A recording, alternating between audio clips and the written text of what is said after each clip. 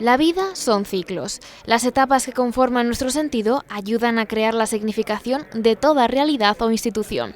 Así que el 23 de marzo de 2011, hace 10 años exactamente, se inauguraba el nuevo Museo Pablo Serrano, convertido en el referente Instituto Aragonés del Arte Contemporáneo.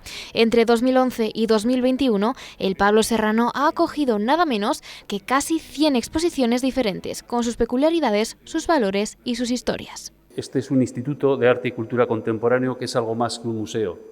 Este es, como digo, como me gusta decir a mí, la casa de la cultura, la casa de Pablo Serrano.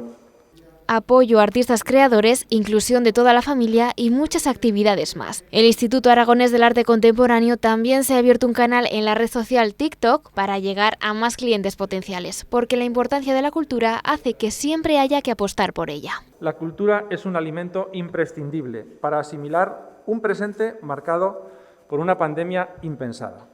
Estos 10 años se convierten en una nueva vida y en una oportunidad para seguir creando historias.